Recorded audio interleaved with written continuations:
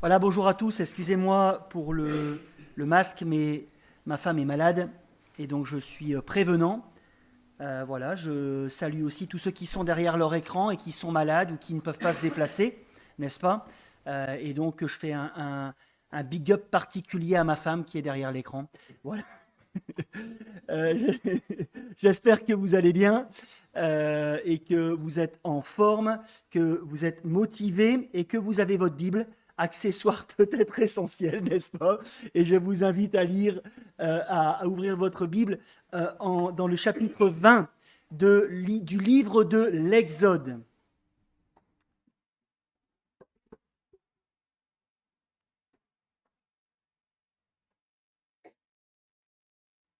Et je vais laisser ma sœur Emmanuelle, est-ce que tu veux bien prier pour remettre ce moment entre les mains du Seigneur?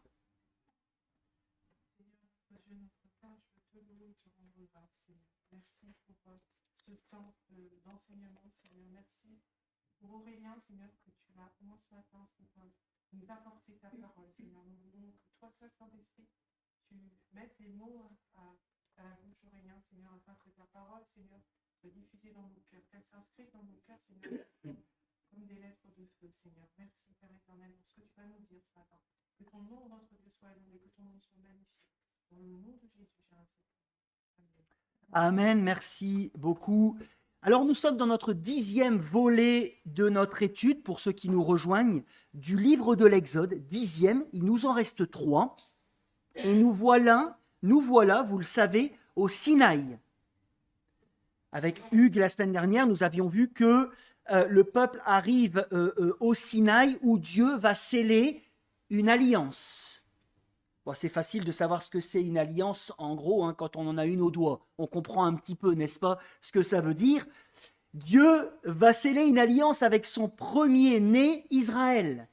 Rappelez-vous, c'était ce qui était dit au tout début du livre de l'Exode, mon premier-né, qu'il a amené vers lui, magnifique, avec qui il est en relation. Et ce pacte, cette alliance comporte des promesses extraordinaires, nous l'avions vu, n'est-ce pas, la semaine dernière, être le trésor de Dieu, jouir des bénédictions promises à Abraham. C'est ce que nous comprenons lorsque nous lisons le Lévitique chapitre 26. Être un peuple unique, les serviteurs du Seigneur, témoignant aux autres nations de sa sagesse et de son désir de proximité avec ceux qui le révèrent. Nous verrons ça quand nous parlerons du tabernacle. La présence du Seigneur au milieu de son peuple, waouh, censé épater les nations. Toutefois, rappelez-vous, dans le chapitre 19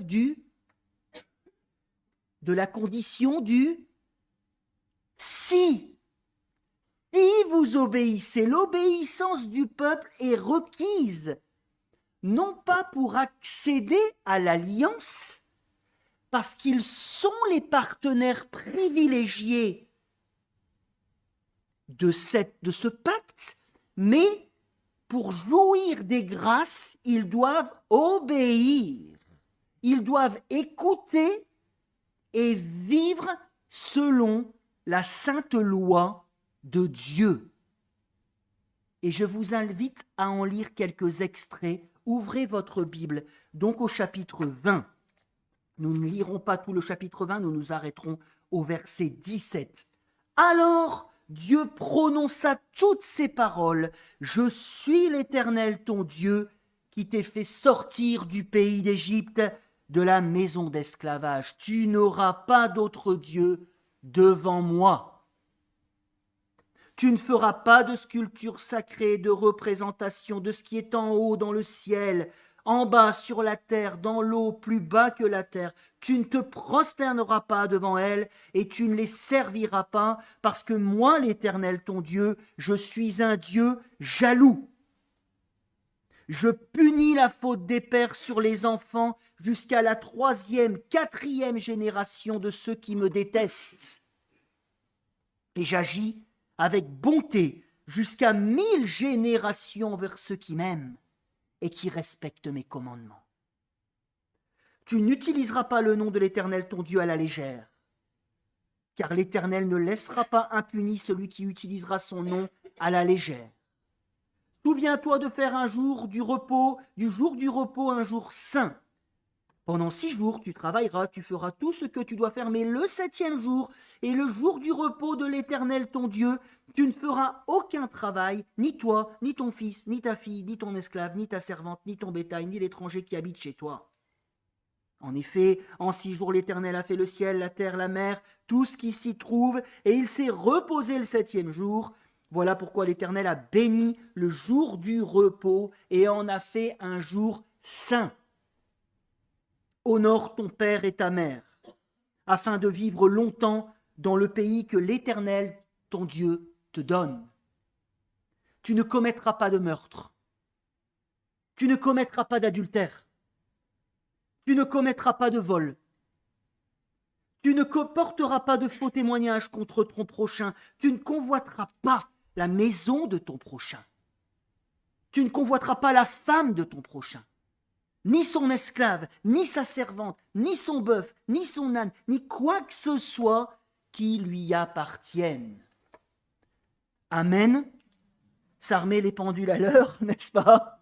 Et j'embraye sur le premier point de ma prédication, une loi magnifique donnée par un Dieu merveilleux.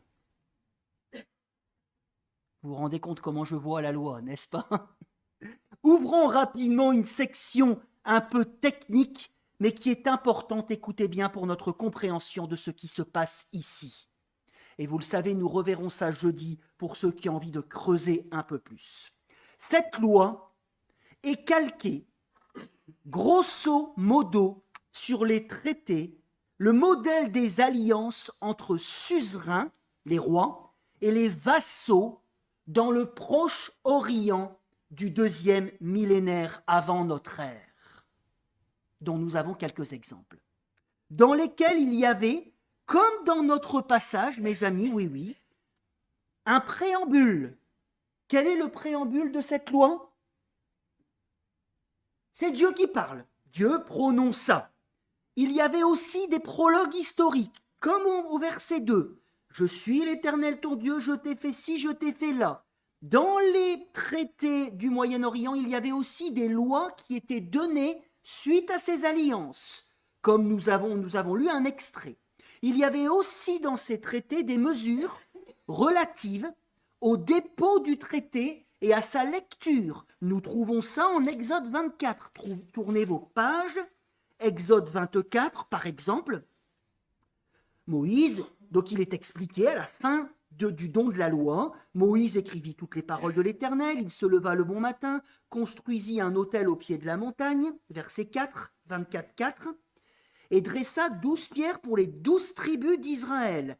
Donc il y avait, comme dans les traités, des mesures relatives à la lecture et au dépôt du traité. Il va être déposé ici dans l'arche de l'Alliance. Il y avait aussi, comme nous voyons ici, des témoins. Alors là, au chapitre 24, nous voyons que c'est 12 pierres, en fait, qui représentent les 12 tribus d'Israël.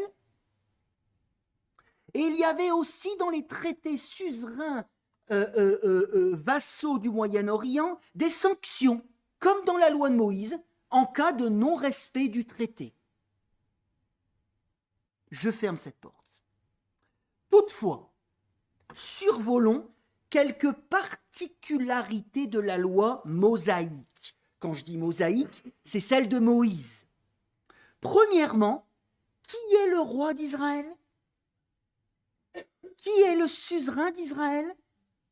Qui fait alliance avec lui? C'est pas simplement un homme, n'est-ce pas? C'est Yahvé.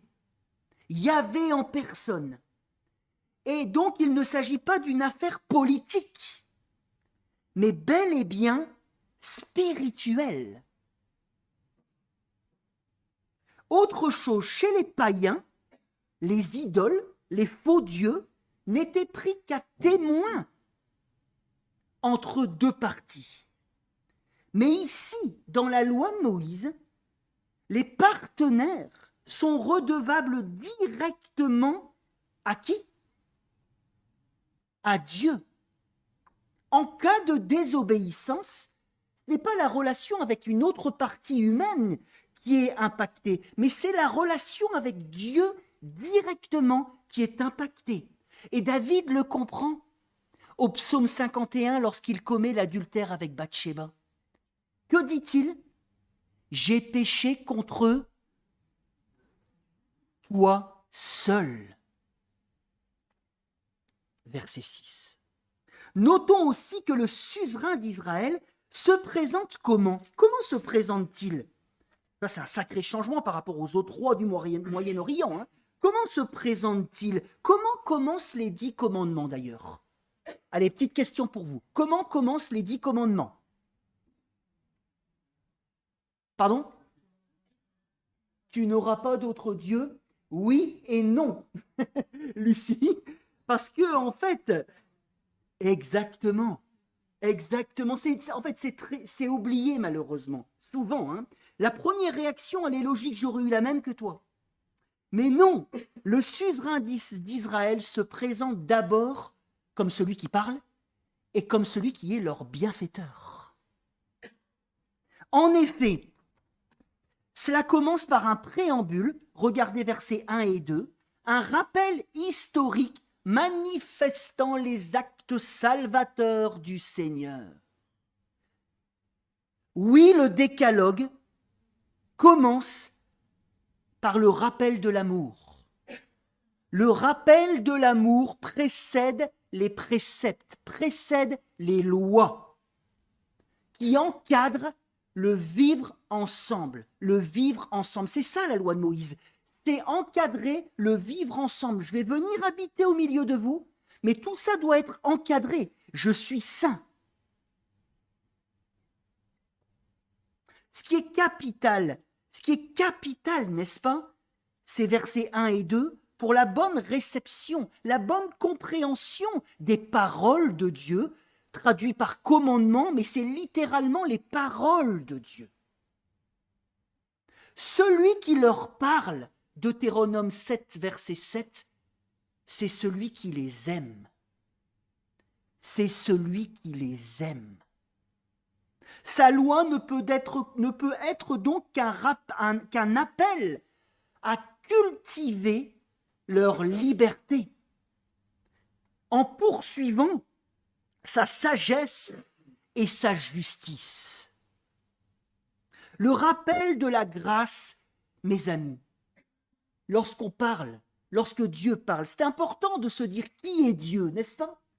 Sinon, on voit Dieu comme quelqu'un de lourd qui nous impose quelque chose, alors que ce n'est pas du tout le cas.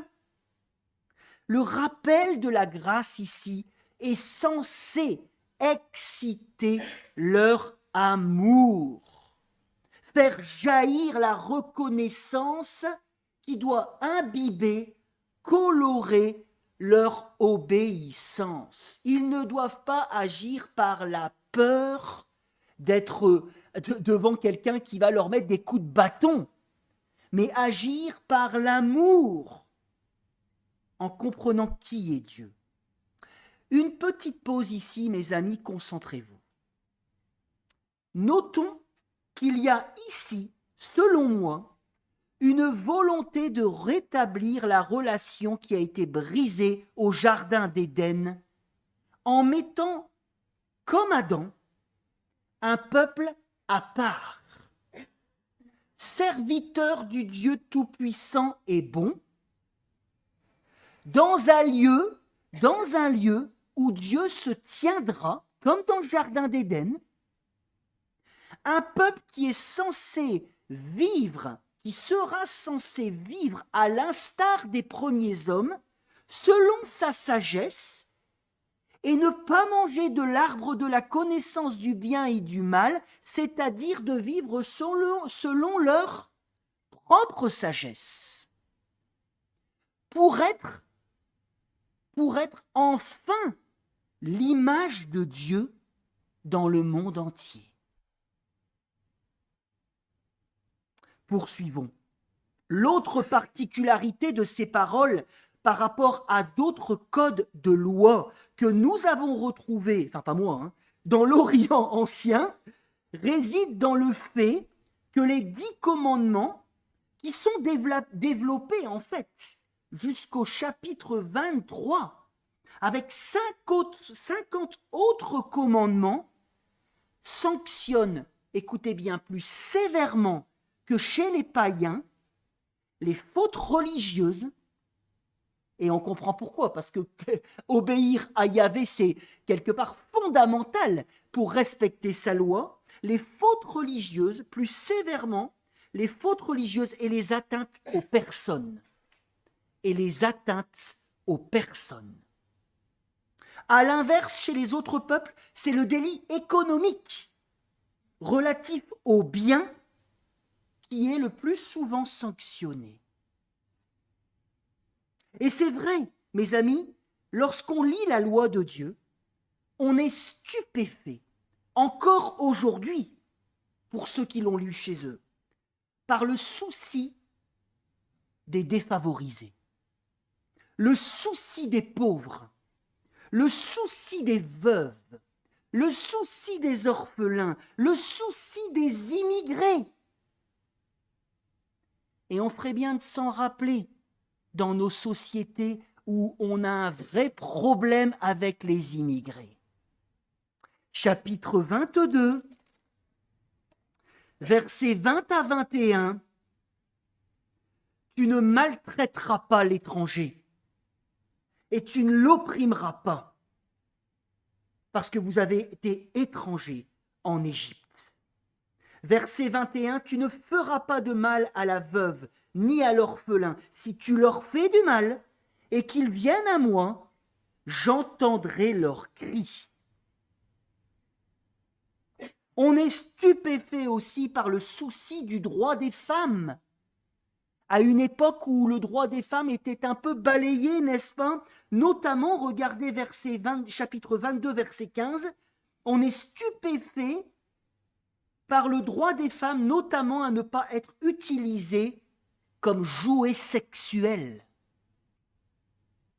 Chapitre 22, verset 15, si un homme séduit une jeune fille vierge qui n'est pas fiancée et qu'il couche avec elle, il paiera sa dot et il la prendra pour femme. Je pourrais aussi parler de ce commandement de ne pas suivre la majorité pour faire le mal, et de cet équilibre que nous retrouvons au chapitre 23, verset 3, avec cet équilibre, écoutez bien, tu ne favoriseras pas le faible dans son procès, et en même temps, tu ne porteras pas atteinte au droit du pauvre dans son procès un peu plus loin. Voyez cet équilibre?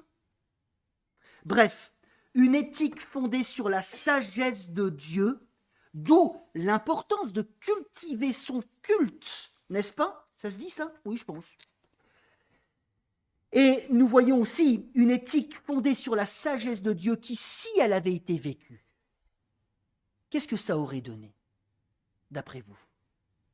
Si cette éthique de la loi de Moïse avait été vécue dans le pays, si elle avait été pratiquée, c'est ainsi, eh bien, elle aurait marqué effectivement une nette différence, comme il est demandé au peuple en Exode 19, une nette différence auprès des autres nations. Une nette différence. Et encore aujourd'hui, n'est-ce pas? Si on pratique ce que le Seigneur nous demande véritablement, c'est là où nous marquons une véritable différence. Le peuple de Dieu se tire une balle dans le pied lorsqu'il vit comme le monde. Deuxième point de ma prédication, l'échec programmé et l'annonce de la circoncision du cœur. Malgré l'enthousiasme du peuple face à cette loi, regardez en Exode 19, 7 ou même regardez en Exode 24, 7. Qu'est-ce que le peuple dit à la lecture de cette loi? Ils sont tout feu, tout flamme. Qu'est-ce qu'ils disent? Oui, nous ferons tout ce que l'Éternel a dit. Oh oui, oui, nous lui obéirons. Malgré ces paroles, malgré l'expérience formidable, regardez chapitre 24, versets 9 à 10, qu'ont fait les responsables d'Israël à la suite du sacrifice qui conclut cette alliance, lorsqu'ils ont vu le Dieu d'Israël. 24, 9, lisez avec moi. Moïse monta avec Aaron, Nabad et Abihu, ainsi que 70 anciens d'Israël. Ils virent le Dieu d'Israël, et sous ses pieds, c'était comme une œuvre en saphir transparent, comme le ciel lui-même, dans sa pureté.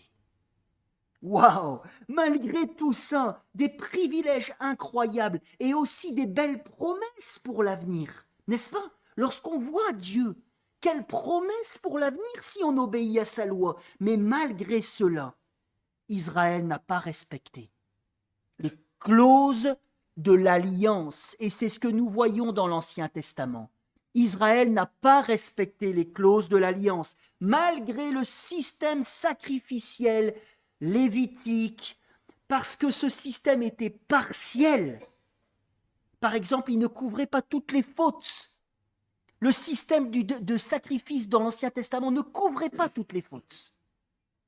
Malgré ce sacrifice, les malédictions prévues par la loi en cas de désobéissance, notamment l'exil, sont arrivées dans le pays, et nous pensons à la destruction du temple de Jérusalem en 587 avant Jésus-Christ. Et ce ne fut pas une surprise pour le Seigneur, qui avait prévu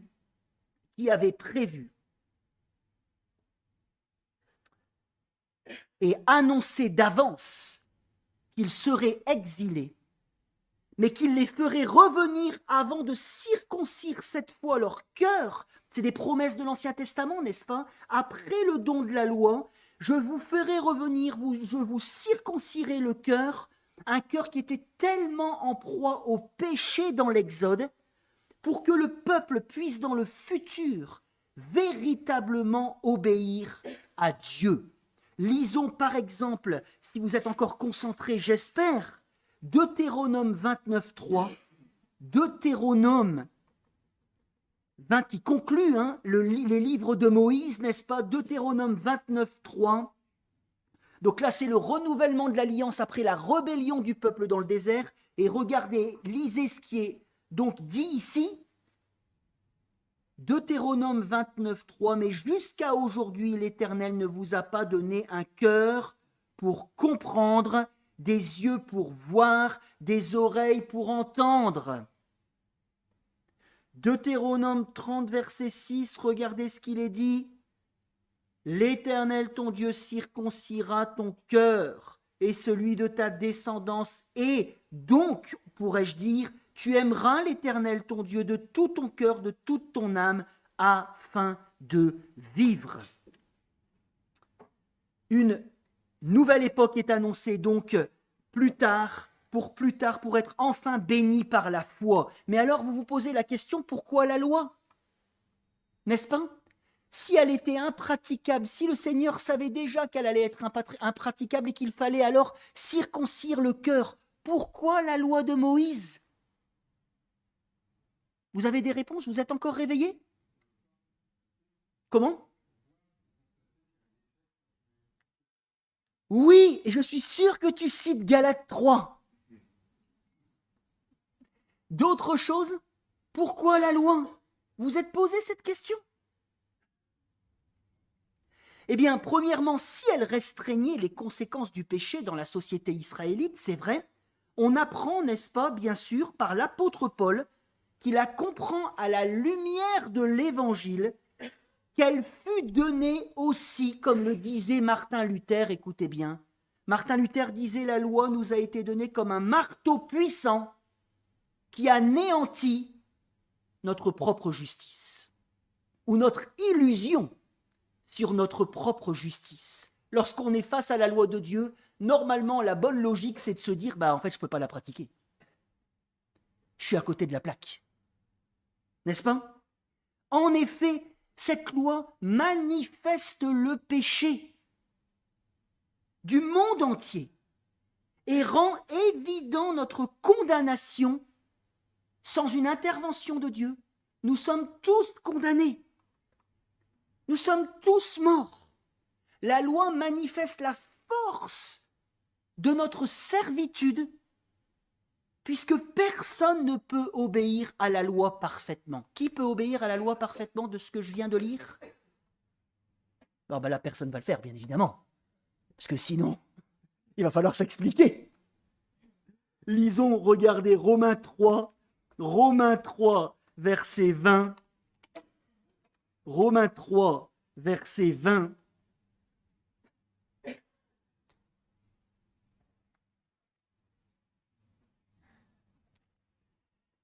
Romains 3, verset 20. Nouveau Testament. En effet, personne ne sera considéré comme juste devant lui, devant Dieu, sur la base des œuvres de la loi, puisque c'est par l'intermédiaire de la loi que vient la connaissance du péché. Et regardez Romains 7, verset 7. Romains 7, verset 7. Que dirons-nous donc? La loi est-elle péché? En gros, est-ce qu'elle est mauvaise? Absolument pas. Romains 7, verset 7. Mais je n'ai connu le péché que par l'intermédiaire de la loi. Je n'ai connu le péché que par l'intermédiaire de la loi. La loi, mes amis, est donc un don. Et donc un don. Elle n'est pas mauvaise, très loin de là, c'est la loi de Dieu. C'est un don. Elle révèle notre péché, mais elle nous pousse aussi logiquement, comme David l'a fait après son adultère avec Bathsheba. Il l'avait déjà compris, David. Cette loi nous pousse à ne pas en rester là. Parce que Dieu veut pour nous la vie, n'est-ce pas? Elle nous pousse à rechercher sa grâce. Puisque par moi-même je ne peux rien faire, puisque par moi-même je suis condamné, ma propre justice n'est rien, alors je dois plier, je dois comprendre que je dois plier le genou devant le Seigneur pour implorer sa grâce, son pardon. La loi nous pousse à ne pas en rester là, à rechercher la grâce de Dieu, la justification par la foi dans la perspective des promesses faites à Abraham. Une foi qui se révèle magistralement en Jésus-Christ. Et si vous êtes encore en forme, on va lire le Galates. C'est juste après Corinthiens, pardon. Galates 3.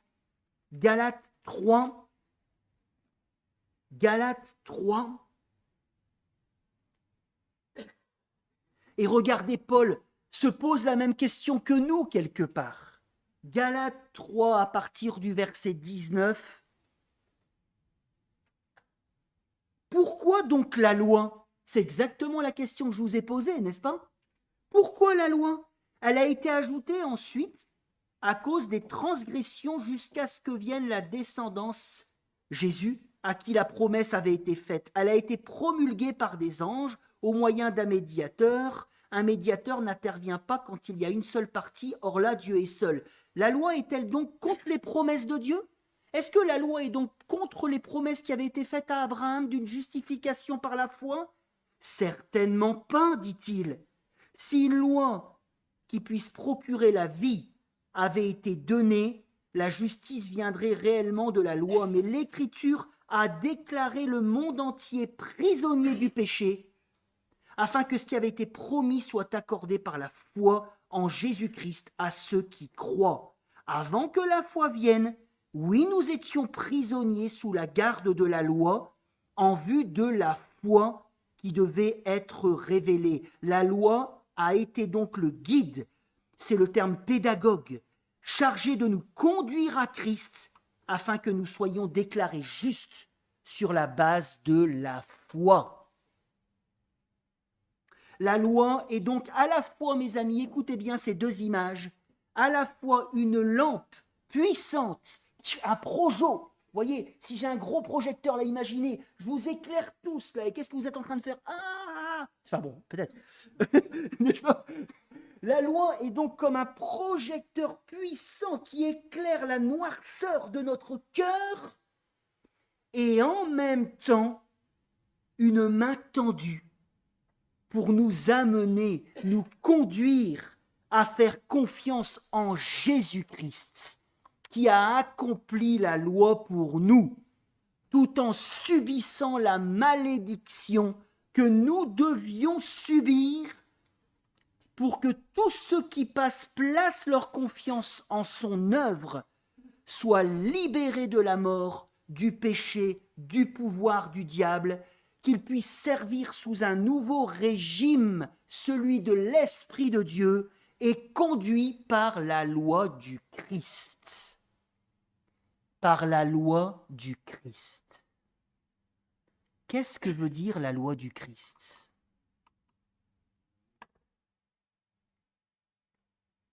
Ça sera mon troisième et dernier point. Qu'est-ce que veut dire la loi du Christ ? Vous êtes sous la loi du Christ. Je vous le dis, vous n'êtes peut-être pas d'accord, mais vous êtes sous la loi du Christ, si vous êtes chrétien. Qu'est-ce que cela veut dire ?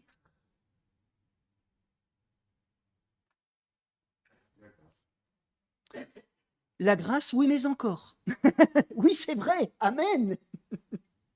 Mais qu'est-ce que ça veut dire ? Paul dit à maintes reprises que nous ne sommes plus sous la loi, en mettant en avant que lui, il est sous la loi du Christ. Premièrement, cela veut dire que je suis affranchi de la loi. Écoutez bien, c'est pour moi, à mon avis, et vous pouvez discuter de ça avec moi, mais c'est extrêmement important. Je suis affranchi premièrement de la loi, de sa juste condamnation, de la justice réclamée par la loi, grâce au sang précieux de Jésus-Christ. Dieu m'est à jamais propice. À jamais propice. Vous comprenez ce terme ? Favorable. Favorable. Non pas par rapport à ma propre justice, mais par rapport à celle de Jésus. Deuxièmement, être sous la loi du Christ, c'est être porté par, je l'ai entendu, c'est John peut-être, être porté par l'amour de Dieu dans sa vie et à combien plus dans sa pratique chrétienne, comme dans la loi de Moïse d'ailleurs, mais à combien plus forte raison par rapport à la Torah, puisqu'il n'y a pas dans l'Évangile de conditionnalité, il n'y a pas de si. Il n'y a pas de si. La nouvelle alliance en Jésus est inconditionnelle. Dieu nous aime. Nous sommes son peuple. Remettre, écoutez bien mes amis, remettre de la conditionnalité, c'est-à-dire remettre du « oui, mais en tant que chrétien, il faut quand même », dans la perspective d'être favorable à Dieu, avoir ce type de raisonnement, tentation religieuse, qui désire se flatter, se comparer à l'autre, s'élever. Avoir ce genre de raisonnement dans la nouvelle alliance est un non-sens. Et je le dis parce que Paul l'a dit aux Galates, une atteinte grave à la bonne nouvelle de Jésus-Christ. Une atteinte grave à la bonne nouvelle de Jésus-Christ. Troisième point de ma conclusion, être sous la loi du Christ, c'est être animé de l'Esprit de Dieu. Avoir été rendu capable de vivre pour Dieu. Nous avons été circoncis du cœur.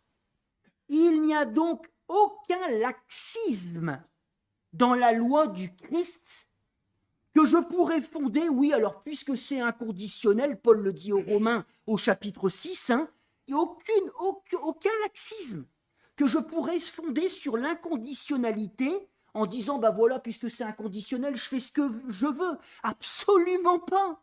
C'est très mal comprendre l'évangile, cela. La grâce me réclame, disait Karl Barth. La grâce me réclame. Bonhoeffer disait que la grâce est gratuite, mais qu'elle me coûte paradoxalement ma vie entière. J'ai été libéré d'une... Vous comprenez ça ? Vous lirez Romains 8 chez vous cet après-midi, vous allez vous rendre compte de ça. J'ai été libéré d'une combinaison perdante me donnant la possibilité réellement de suivre les commandements du Seigneur, mais non pas pour plaire à Dieu parce que je lui plais en Jésus-Christ, mais parce que Dieu m'aime. Est-ce que vous saisissez la différence? Non pas pour me rendre par moi-même favorable à Dieu, mais obéir à Dieu parce que Dieu m'aime, motivé par l'amour du Seigneur. Et ça change tout, ça change une vie entière. Je peux vous le dire, je peux vous en témoigner.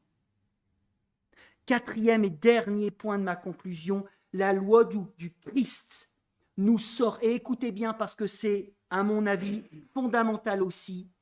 Vous ne serez peut-être pas d'accord avec moi, c'est vrai que ça peut choquer, mais je l'assume.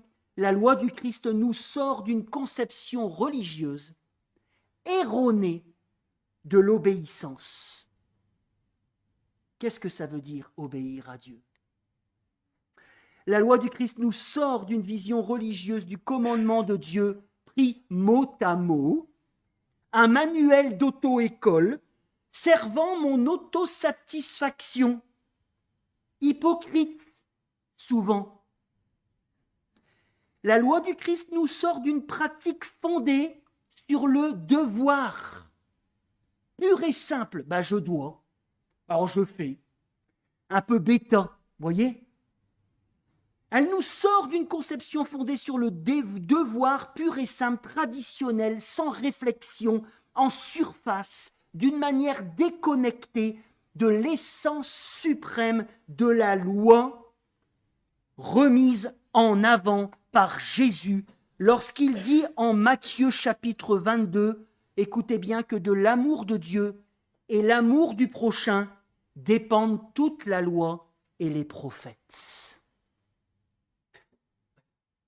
Le christianisme, oui, poursuit, à combien plus forte raison, à la lumière des paroles du Seigneur et de son exemple de vie, le don de soi complet, non religieuse, pour Dieu, pour les autres et pour la cause, c'est la particularité de la loi du Christ, pour la cause de l'Évangile.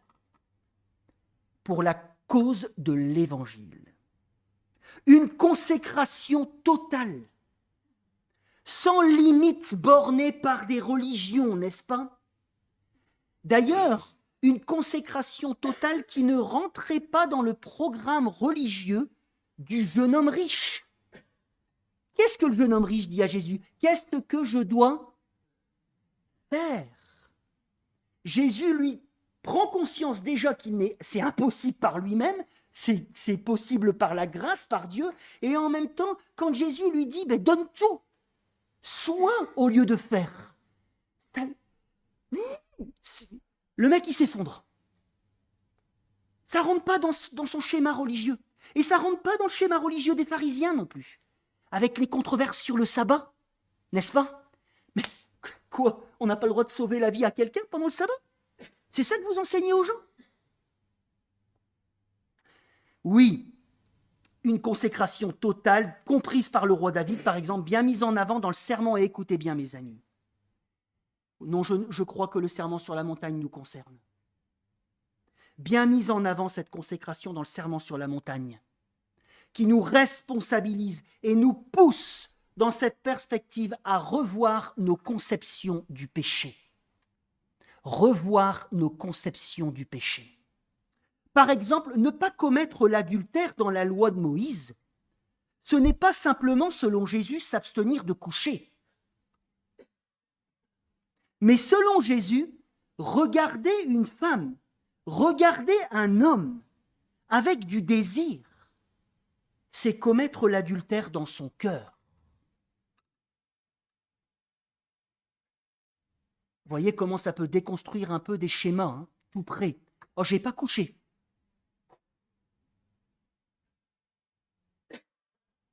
Jésus fustige aussi la conception religieuse du commandement qui se concentre et se rassure simplement sur le « j'ai pas fait », en oubliant le siège des intentions qui est notre cœur.